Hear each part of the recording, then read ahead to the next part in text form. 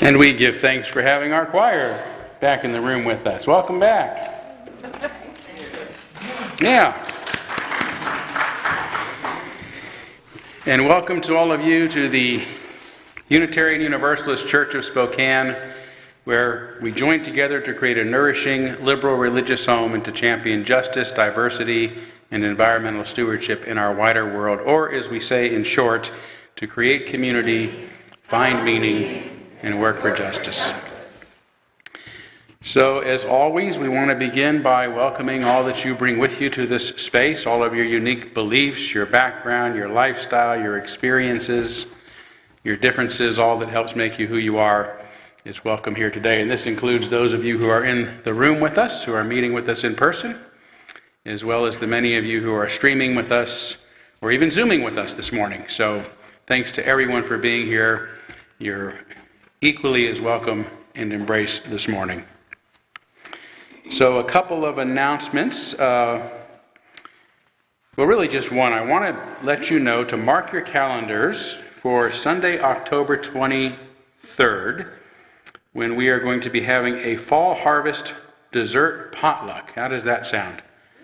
A fall harvest dessert potluck. Now, don't leave out the potluck part, because that means you have to bring the fall dessert, right? But you can share it. And that's going to be following our second service. So if you're a first service attendee, you can, come back afterwards. And for those who have to stream or Zoom from a distance, I'm so sorry, but I do hope you'll have something really sweet at that same time, so that we can have solidarity in our sugar assault. Okay. And I do want to welcome really a very special guest today, but first let's take a look at our folks who are on Zoom if we can. Todd, Milne, thank you so much. There they are on the screen. I can't see exactly how many we have, but I'm going to start real quickly with Terry Anderson. Maybe you can fill us in a little bit about what our Zoom gathering is looking like today. Terry? Yes. Well, we have about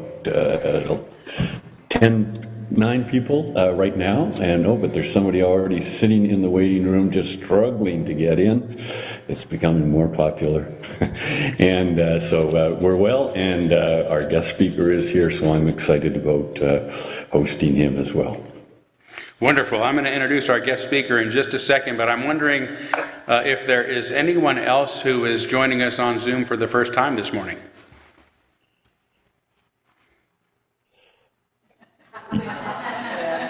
No? Oh, Anna.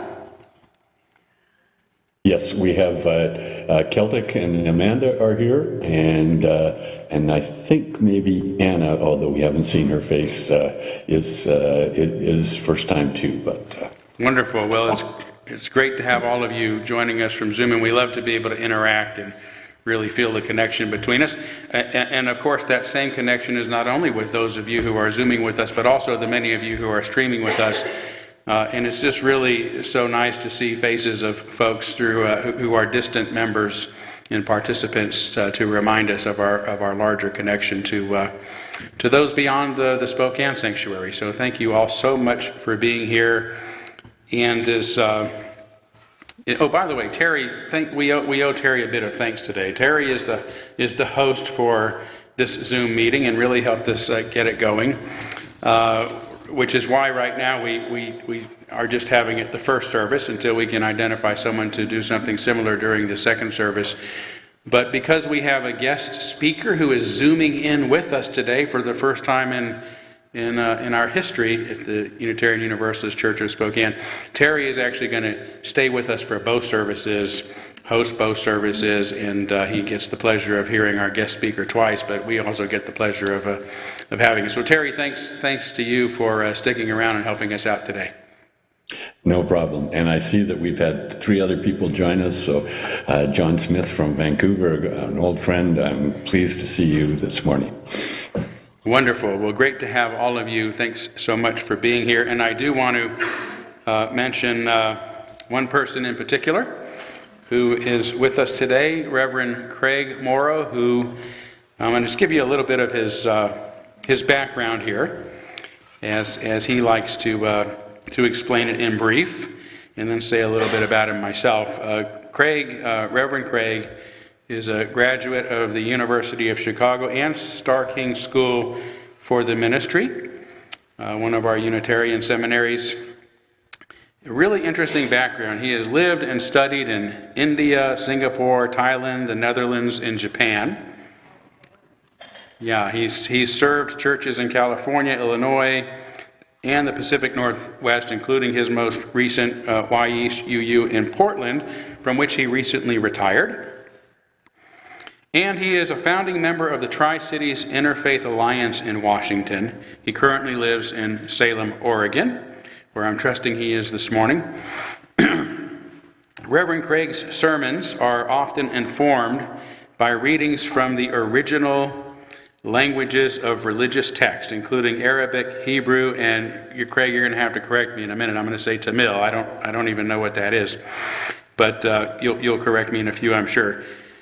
And they're known for blending scholarship and plain speech and a sense of humor. And one of the things I love about Craig and am inspired by and wish I could emulate more is his ability to take a very familiar story, whether it's from a novel, a popular book, an ancient myth, some of these religious traditions, and really wake it up for us to have a real modern and poignant meaning in our lives. So I'm sure we're going to hear some of that come out in his sermon for us today. But most of all, I want to just say what a pleasure it has been getting to know Craig over these past 3 years. He's one of the first colleagues to lend his voice very boldly in support of not only myself, but of the need to preserve our liberal religion. So I'm very much indebted to him and very much appreciative of the friendship that we have found over these past few years, Craig. So we're going to hear more from you. You're going to offer our reading and our sermon, of course. But Craig, I wonder if you would like to say just a couple of words here at the start of our service. Sure. You're seeing the dangers of just grabbing something from your computer file to attach. And you have it on there? Okay, but we can interact here. I've got it now. Whoops. That's Larry. That's Larry, not Craig. But okay, Terry's going to take care of that. I was saying I live in Portland, so I must have grabbed an old preaching bio. But I do live in Portland, Oregon. I've been here for about 6 years. Recently retired. The name of the language that you mentioned is you can pronounce it different ways. It's Tamil. If you use the language is Tamil, which has some sounds we can't make, and it's the 13th most spoken language in the world, and it was the language spoken in the part of India where I used to live. Language has always been a big thing for me. I realized reading The Lord of the Rings that Gandalf's power didn't come out of his wand, but it came out of his ability to speak and to communicate with people, and his desire to know even the language of the orcs of all creatures. So, wow. Todd and I had, I think, only met briefly in passing when I found that I needed to rise to the defense of this colleague who'd come under attack. I think we'd met briefly in a hallway one time, but we didn't really know each other, but we've gotten to know each other since. And what a pleasure it is to be in Spokane. I almost did my internship there under Bill Huff, but I ended up doing it under Paul Sawyer in Berkeley. Well, great to have you with us this morning, and we sure look forward to hearing more from you as our service continues, Craig. So thank you, and thanks to everyone who's Zooming with us, streaming with us, and everybody in the room this morning. Welcome to one and all. Let's take a moment to greet one another. You guys can probably greet one another on the Zoom a bit as well, and say hello to some old friends and make some new friends today as well.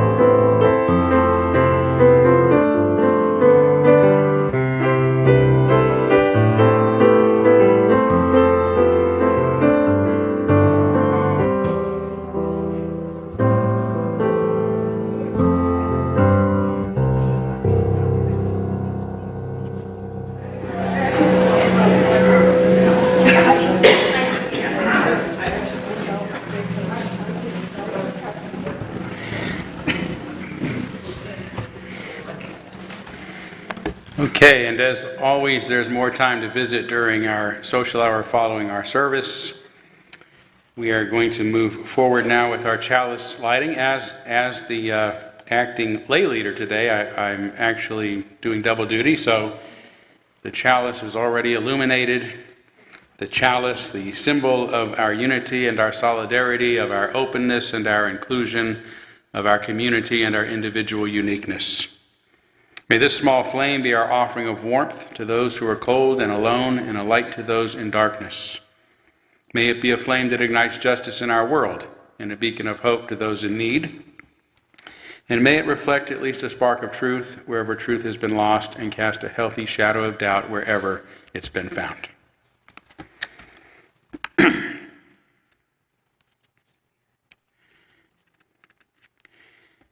For our opening reflection today, I'm going to read the words of Salman Rushdie from his 1992 book of essays, Imaginary Homelands.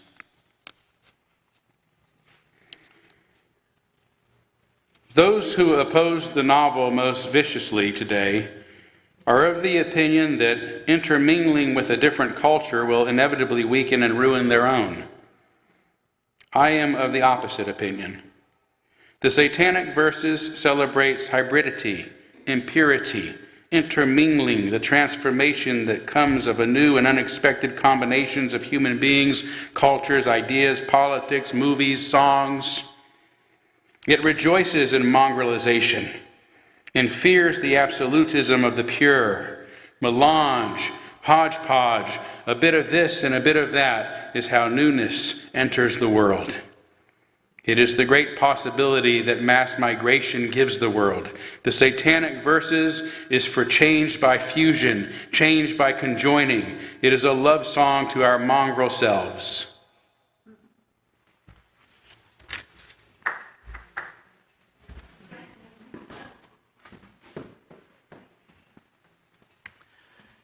For our second hymn of the morning, we're going to do one that was beloved when the choir was able to sing it before COVID. It's called Meditation on Breathing. If you want to look in your turquoise hymnal, you can. It's 1009. However, the words will be on the screen. And there are 3 ways that you can sing this. You can sing just the beginning, which is breathe in, breathe out with our bass tenor section. Or you can sing along with the altos, and when they come in, you'll hear how that sounds. Or you can sing with the sopranos if you are a higher voice. And let's stay seated for this one, because it is a meditative one, and please do sing along. Thank you.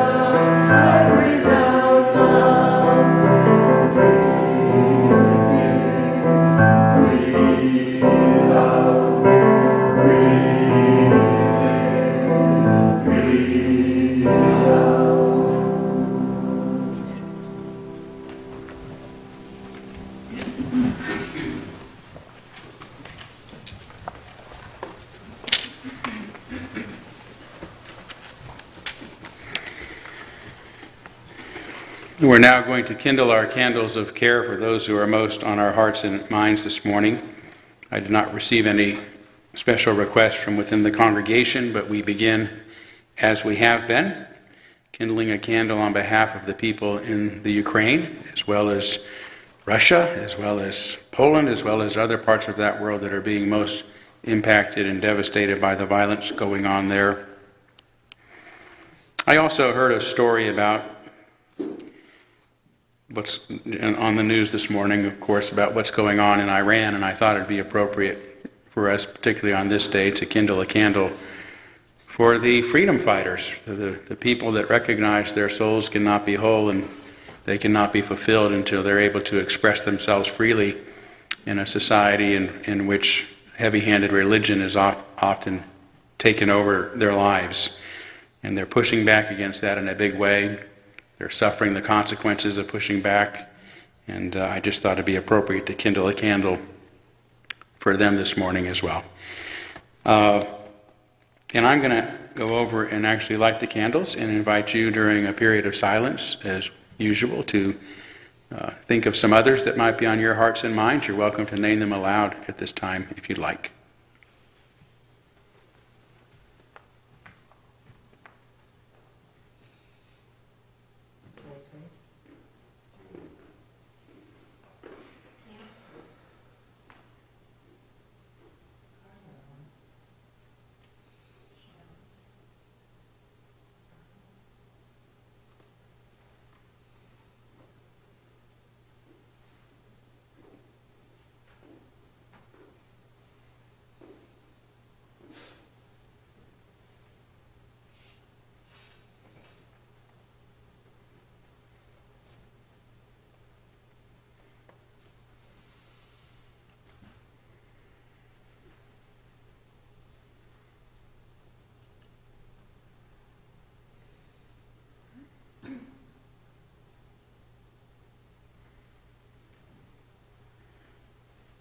Those named aloud and those embraced in our silence, and all those who are suffering in our world at this hour, we hold in our community with compassion.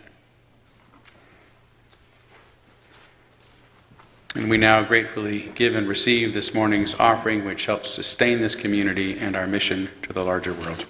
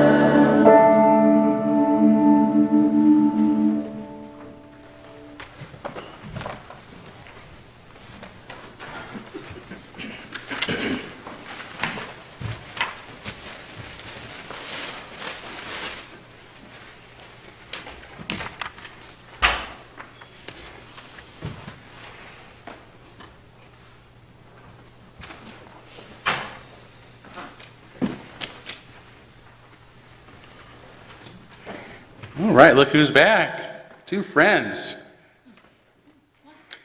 Well, I'm so glad you invited me back to church to see you again, Dun Dun. I always enjoy being with you. Oh, he said he's glad you could come. In fact, earlier this week, Bun Bun told me that you volunteered in his classroom to work on a special harvest project. That's right. I love being with Dun Dun and his classmates. They're so much fun and such kind children. Were you harvesting from a garden? Well, not exactly. You see, we were working on a food drive. Dun Dun's teacher explained that some animal families have a hard time finding food for their families, especially as the weather turns colder, and it's hard to find fruits and grains and vegetables in nature. So we all brought our extras to put them in a little free pantry outside the school.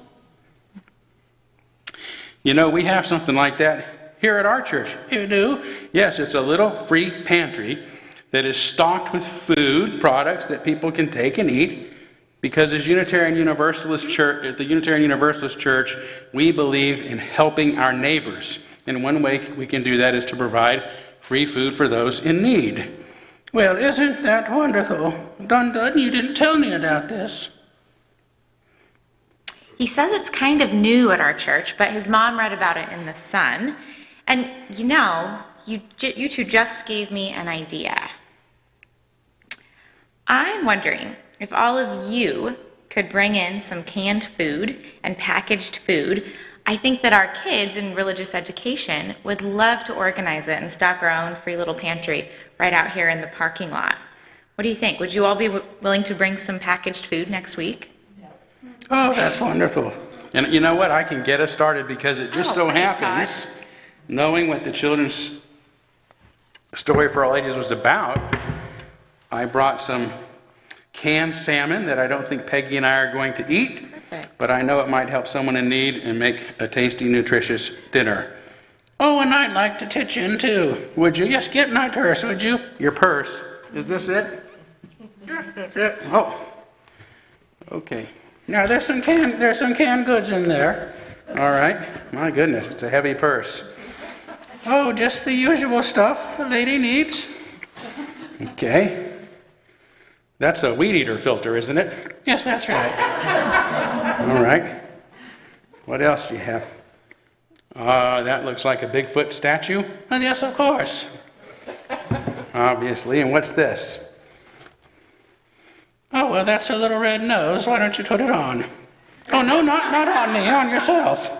Oh my gosh. Oh, the outfit is complete. Yes. What else do you have in here? In case I want to take a bone with somebody. Oh, pick a bone with somebody. Okay. And this? Well, you never know when you might need a little hand. Oh, that's classic. And this? This rock? Well, isn't it as obvious as the nose on your face? Okay. Oh, finally. Canned vegetables. Perfect for the food pantry. Thank you, Eleonora. Well, you're quite welcome. It took you a while to get to the bottom of it, didn't it? It did. Well, thank you so much, Eleonora and Todd. I will add the corn and the salmon to a bin that's in the foyer. The rest of these things you can put back in your purse so that you have them when you need them. Okay, Eleonora? All right. Absolutely. Okay, great. We don't really need these, but we'll take these. And in a couple of weeks, the children and I will put them in our little free pantry. Yes, Bun, you can help too. Thank you so much for being here, Eleonora, and for giving me the idea to get our kids involved in helping our neighbors. You're very welcome. Now help me tack up my purse. Okay.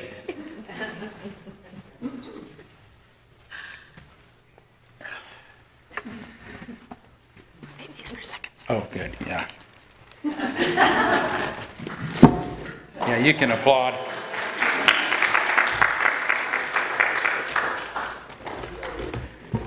Okay. I think that's everything. What? Oh! Don't want to go through the whole service with that. Thank you very much, Stephanie.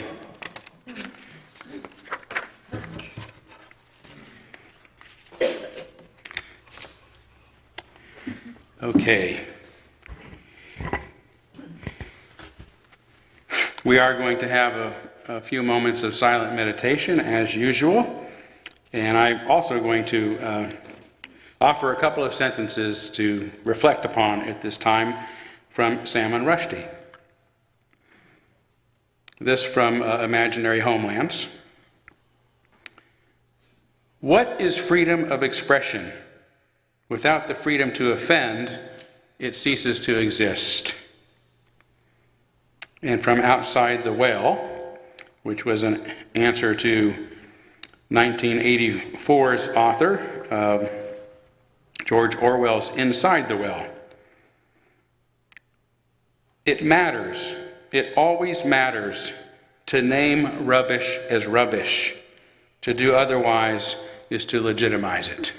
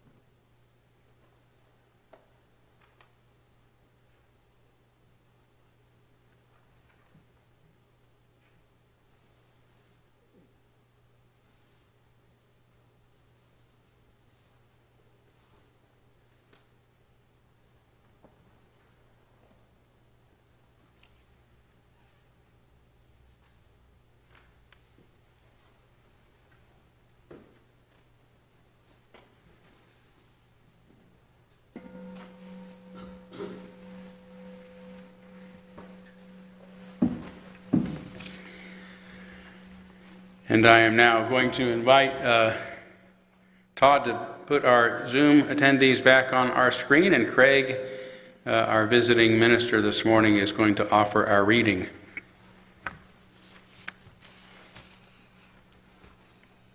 Okay, and I think he'll put it on speaker view if it's not already. And Craig, you can begin anytime you'd like, sir. Okay, thank you. Just a little bit of housekeeping for the Zoom participants. Please, you will see that there's a little mute button in the left-hand corner. Please make sure that your microphone is muted.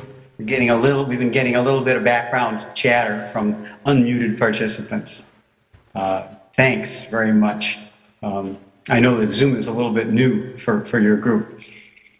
Okay, so Jalal Rumi, who was born in the year 1207 in a town in today's Tajikistan and died in 1273 in Konya, now in Turkey, has been the most popular poet in the United States since at least 2007. His poem, Come, Come, Whoever You Are, was set to music by my colleague, Lynn Unger, and is now one of our favorite hymns. Here's how it sounds in the original Persian. Baza, baza, come on, come, right? Come, come. Baza, baza, haranche hasti, baza. Gar kafir u gabr u bot parasti, baza. In dargehe ma dargehe naumedi nist. Sad bar agar tobehe shikasti, baza. Rumi also wrote many prose essays, which are less familiar to us than his poetry. Here's a passage from one of those essays.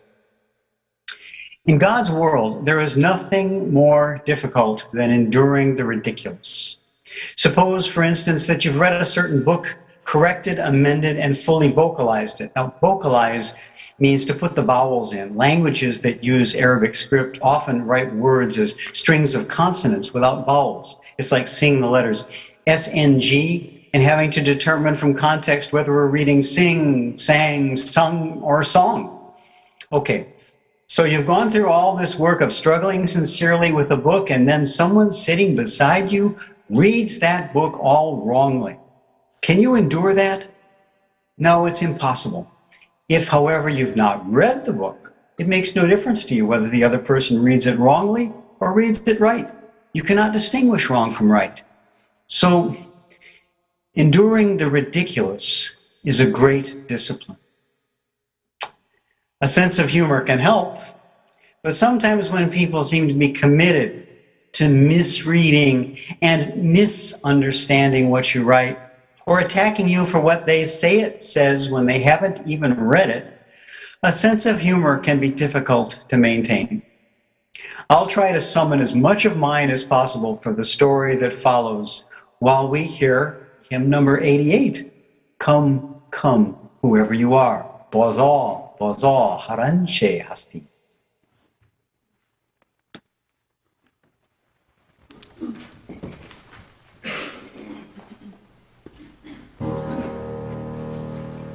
Lover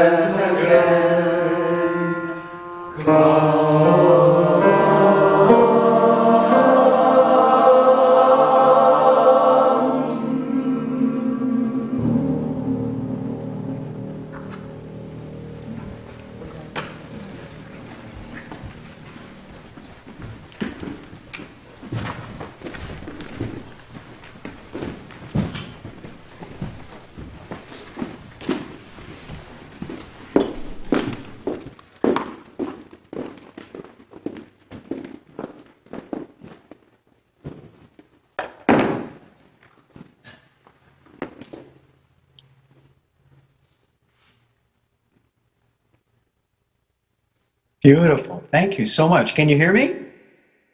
Okay. Am I back on screen in Spokane? We can hear you.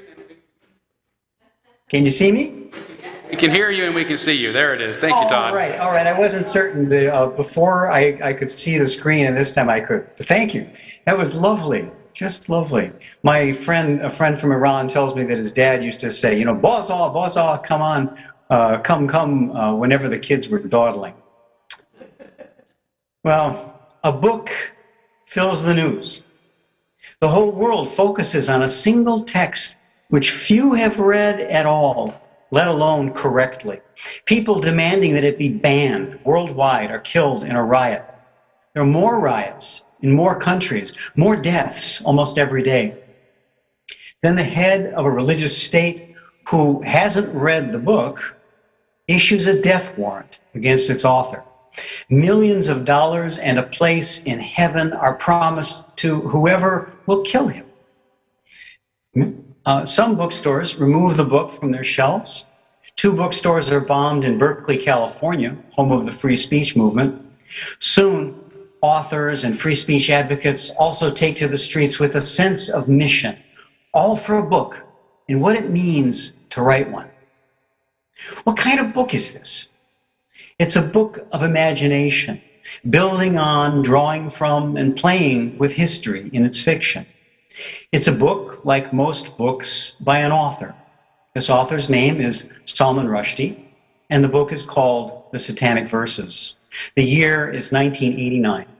Supporters of free speech carry signs or wear buttons that say, "I am Salman Rushdie," to show support for both the author and this sacred freedom. 1400 years earlier, another book had filled the news. There were fewer kinds of media then. Gossip, sarcastic poetry, catcalls, and whispers, but the controversy sparked by this book dominated them all.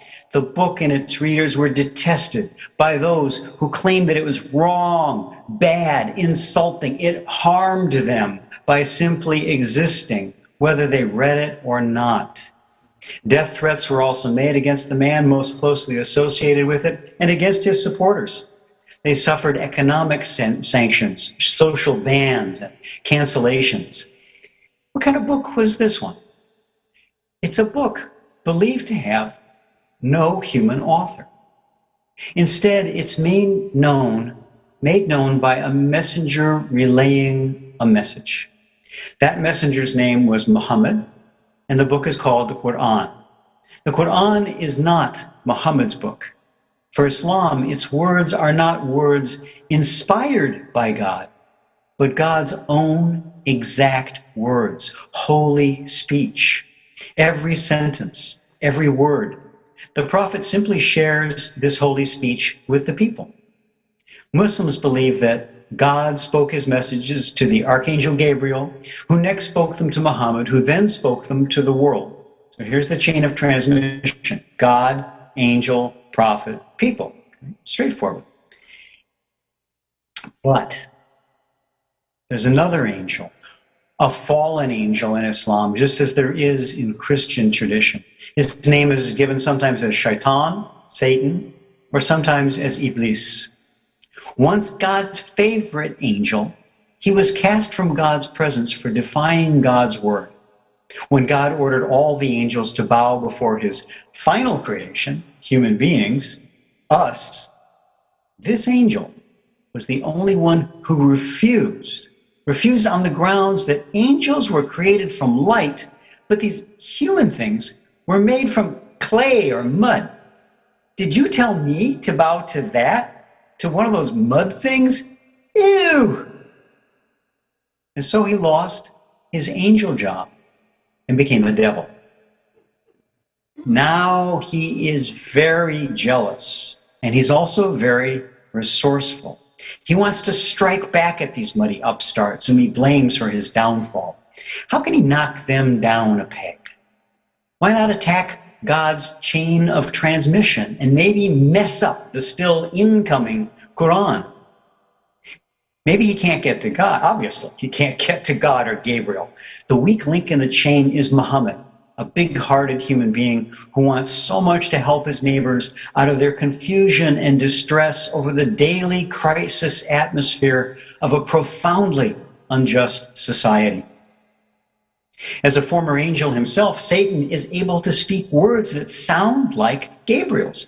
So speaking once more in his old angel accent, he slips some new verses to the prophet. Tilka al-gharanik al-wulla wa inna shafa'atahunna turtaja. Hear how different Arabic sounds from Persian. These are the high-flying cranes, and their intercession is acceptable. These words, which the prophet repeats to the crowds, are also real crowd pleasers, since they seem to permit worship of some of the old Arabian gods as feather-winged helpers of Allah, the author of the Qur'an. This is the story of the Satanic Verses, as reported by generations of early authors whose Islamic credentials are considered impeccable. Did it really happen?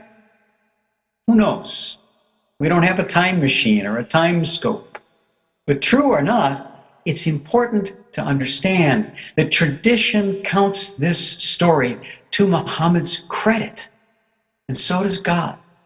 He quickly sends down new Qur'an verses, quote, making light of the affair, and assures Muhammad that the same thing had happened to other prophets, like Jesus. Quote, "We've not sent a messenger or a prophet before you, but when he longed, Satan cast suggestions into his longing. But God will annul what Satan has suggested. Then God will place his own verses right where they belong." So God is saying to Muhammad, don't worry. This whole mess just shows that you're a real prophet. So Salman Rushdie did not invent the story of the Satanic Verses.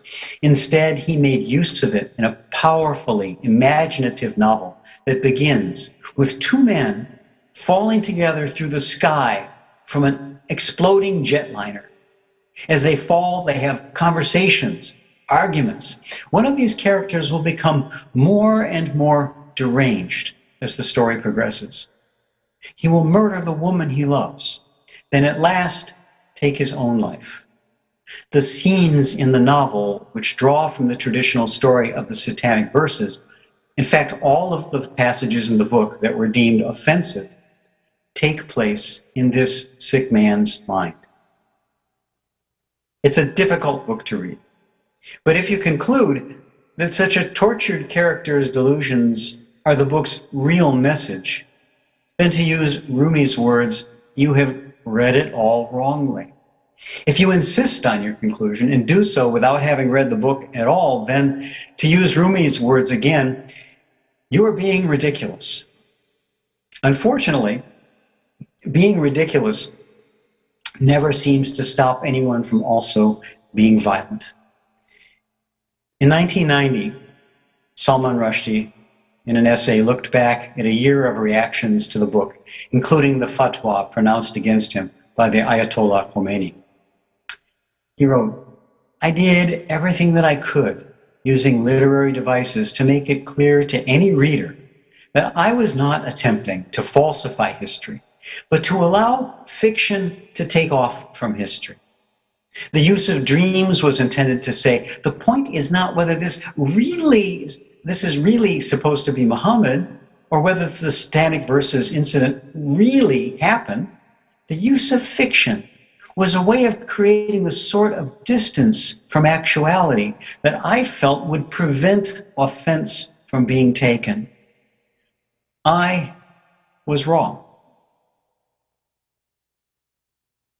Boy, was he wrong. Rushdie was trying to present something of real value to everyone who would take the time to actually read it, and read it carefully. After 4 years of writing, his book had been carefully vetted by editors, reviewers, and publishers, none of whom foresaw the reaction that was coming. Nothing like it had ever happened before. Boy, were they surprised. Rushdie went into hiding. Many bookstores were bombed and several translators were killed or seriously injured. This should be no surprise if we've read the words of Ayatollah Khomeini's fatwa.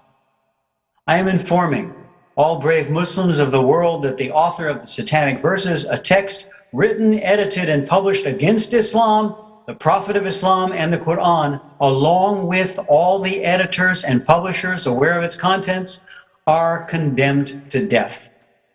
I call on all valiant Muslims, wherever they may be in the world, to kill them without delay, so that no one will dare insult the sacred beliefs of Muslims henceforth. He also promises a place in heaven to whoever carries out such murders. You'll notice that the Ayatollah does not share a single word or idea of Rushdie's to support his claims of harm to Islam. Well, he's a theocratic ruler from a backward country, he said. All this rage is being generated in places that had no tradition of what we call free speech. We thought such things could never happen in countries like ours. Or if they did, it could only be in certain backward or rural or southern communities. We never thought it could happen in a liberal, highly literate setting. We thought it must be impossible in communities that go by the name Unitarian Universalist. Boy, were we wrong.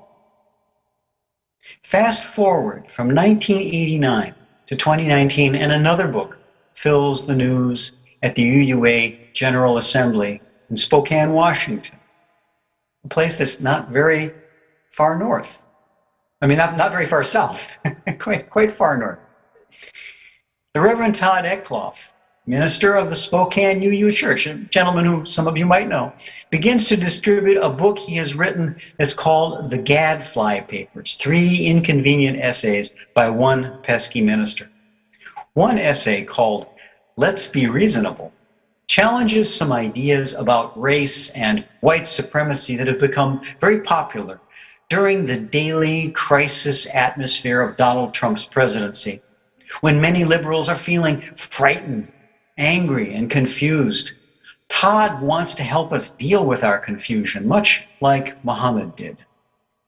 So he subjects some claims made in a popular book published by the UUA's Beacon Press and written by a white millionaire who trains the employees of white billionaire bosses about their inherent racial fragility, subjects those claims to rigorous logical examination, and finds that they fall short of the standards of reasonable discourse. He questions whether such poorly grounded claims will help or hinder the cause of free and open dialogue about racial justice. He asks whether it is reasonable to characterize UU churches as bastions of white supremacy like the Ku Klux Klan. Just as God counts the Satanic Verses event to Muhammad's credit, Todd credits us with being much better people than that white corporate trainer and certain UU leaders would make us out to be. On the same day that Todd's book appears, before almost anyone could have had time to actually read it, the attacks begin. In less than 2 days, a letter circulates on social media condemning his use of reason and logic as tools of white supremacy. It's sent to all UU ministers. Well, here's the cover note that accompanied the letter. UUs, please take a moment and read this letter signed by more than 300 white Unitarian Universalist ministers in response to one of our own colleagues publishing and distributing a racist, transphobic, sexist treatise while we were at General Assembly. It's one of many responses, and they all declare that the views espoused in this publication are not representative of who we want to be as UUs. Read these comments, but please do not go out and purchase this book out of curiosity. Trust the hundreds of people who have seen it, especially our siblings of color and our trans kin who have been hurt by this. It's bad. Read the objections to the book, but do not read the book itself. Put thoughtful curiosity aside and join in condemnation. Trust what I assert about people being hurt, but do not try to verify my assertions. This is essentially an incitement to virtual mob action, though some of these colleagues did step out of the virtual realm and try to physically seize and destroy copies of the book. The signers of this fatwa-style letter blatantly violated the UU Ministers Association Code of Professional Practice in effect at the time, which clearly states, quote, "I will stand in supportive relation to my colleagues and keep for them an open mind and heart. I will not speak scornfully or in derogation of any colleague in public. In any private conversation critical of a colleague, I will speak responsibly and temperately." Another guideline urges ministers to directly contact any colleague with whom they might have a serious issue. And yet the UUMA, instead of calling for balanced discussion, threw its full weight behind the mob screaming, "Crucify," if you'll pardon me for using an Easter metaphor, not just after Easter, but also after Labor Day. Remember, there used to be some tradition about not wearing white shoes after Labor Day. Well, none of these colleagues were brave enough, kind enough, or even curious enough to contact Todd directly. They attacked him without asking questions. He was expelled from membership in our professional association, then removed from ministerial fellowship, or excommunicated, if you will, by a committee whose chairperson had signed the fatwa letter. All of this without ever citing a single passage or examining a single idea from the book they condemned, but that most had not even read.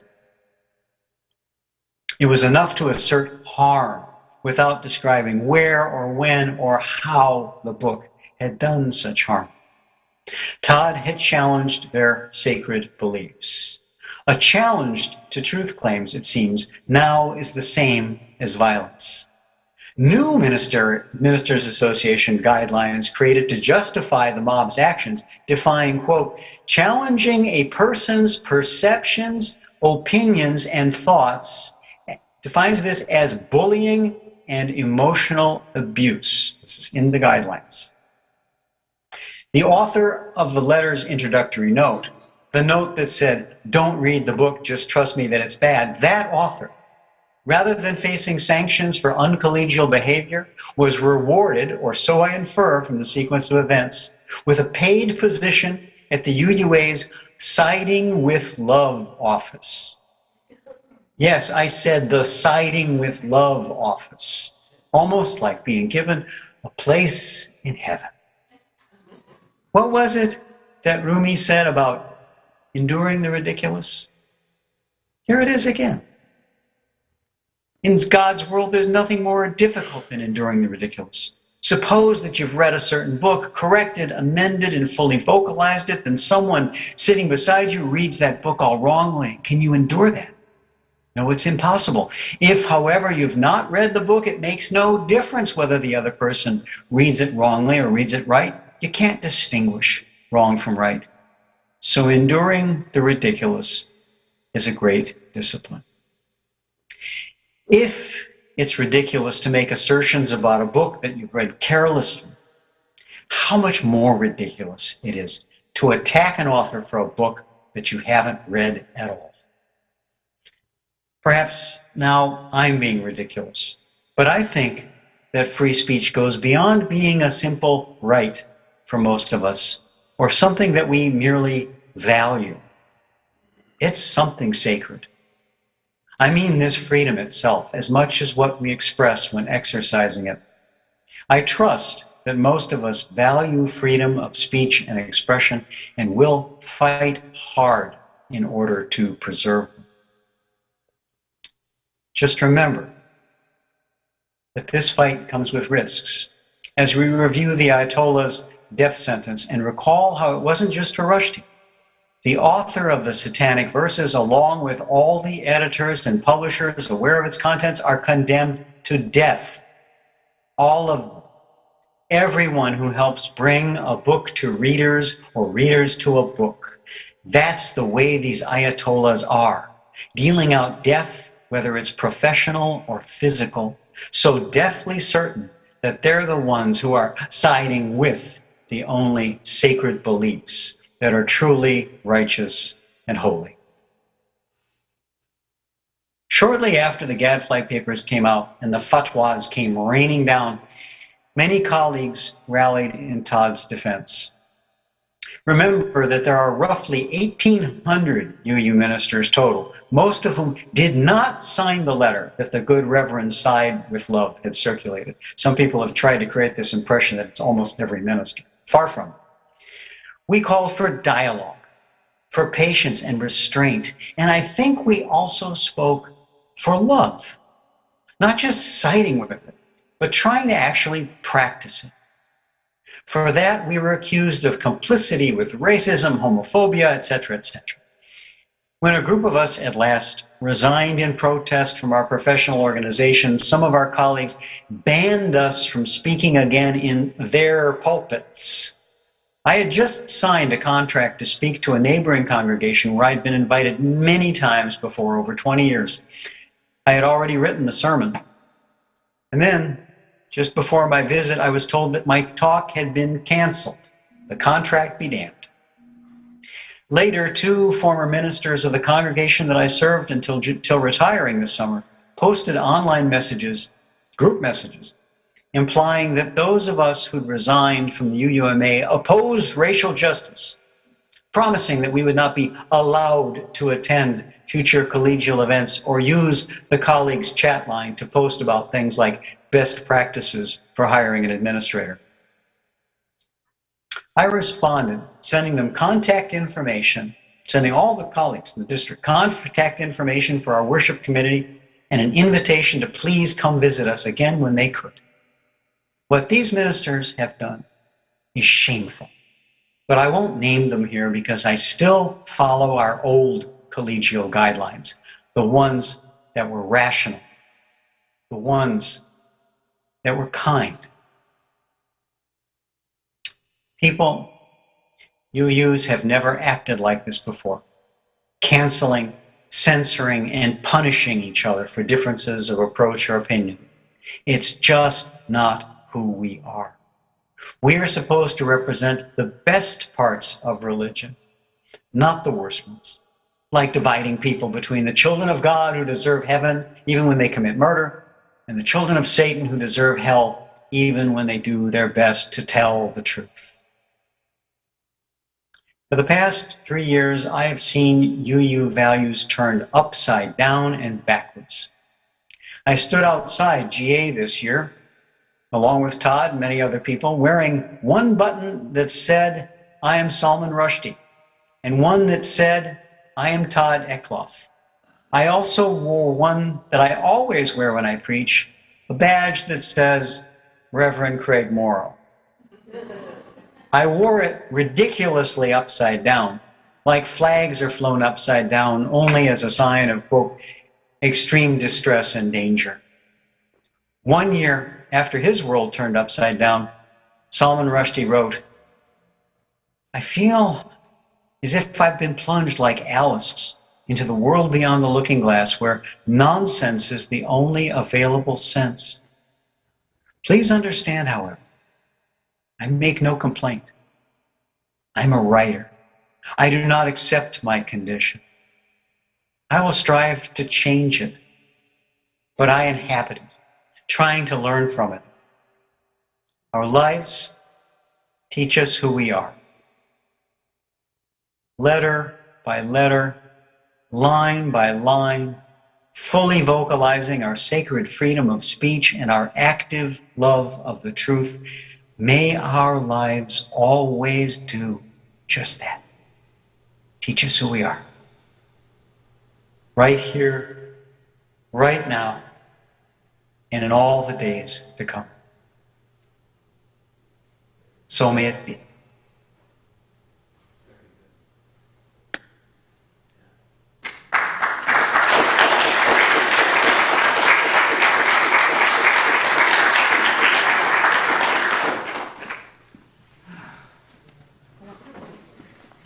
Our closing hymn this morning was chosen by Reverend Craig Morrow, and it is number 148 in your hardback hymnal, or of course the words will be on your screen.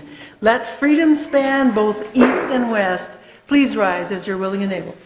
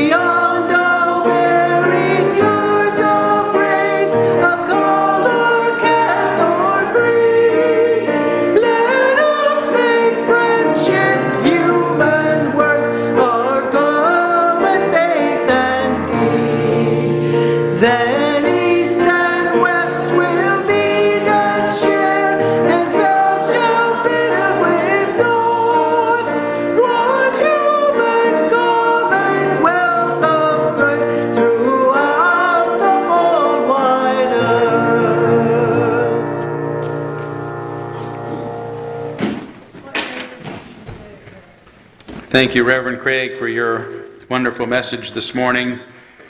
After the service, I'm actually going to set up my laptop here and try to log on to the Zoom meeting. So I know some of you will be chatting after that, and invite folks who want to come up and say hi to Craig or some of the other folks Zooming to do so.